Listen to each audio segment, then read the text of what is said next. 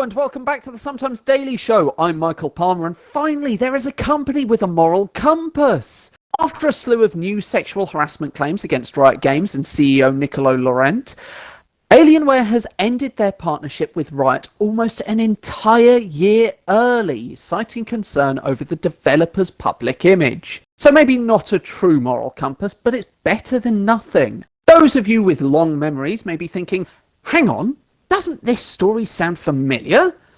Well, you would be correct. This isn't the first time Riot has been at the centre of sexual assault allegations. It's not even the second time. So buckle up your seatbelts, kids. We're going on a trip down trauma lane. Please keep your hands and feet inside the car at all times, lest you get assaulted by someone working at Riot Games. Let's start back in 2018. In August, Kotaku released an article about the culture of gender discrimination and sexual harassment that female employees had to go through.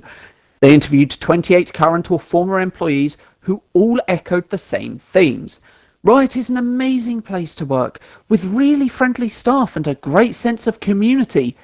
If you're a man. If you're a woman, you can expect non-stop harassment, belittling, unsolicited dick pics, and one woman even described how she was informed by a male co-worker that she was on a list being passed around by management that said she would be fun to sleep with. Riot obviously refuted the allegations with all the normal bullshit you'd expect.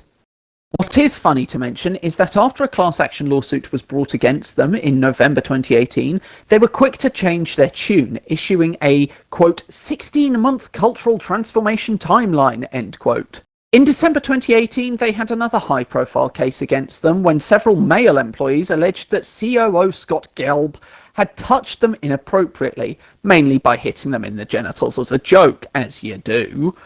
Ah, yes, the classic joke between guy friends, the dick touch. Don't lie, we've all been there. You're hanging out with your friends, having a laugh and a joke. Maybe you prank your buddy by getting him decaf instead of non-decaf coffee, and he gets you back by touching your penis. Ah, good times.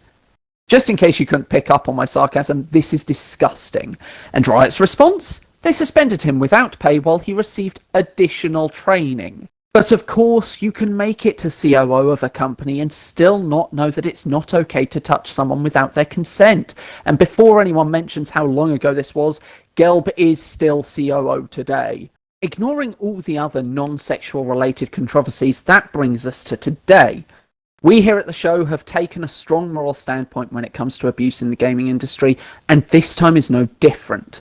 With how toxic and rampant the abusive culture is inside Riot Games, I feel compelled to ask, how can anyone still play League after this?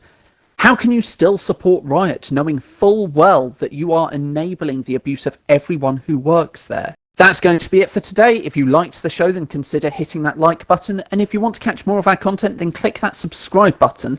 And lastly, if you're feeling extra spicy, why not leave us a comment and let us know, will this news stop you from supporting Riot? And if not, I would love to know what would. Thank you very much for watching, and we'll see you next time.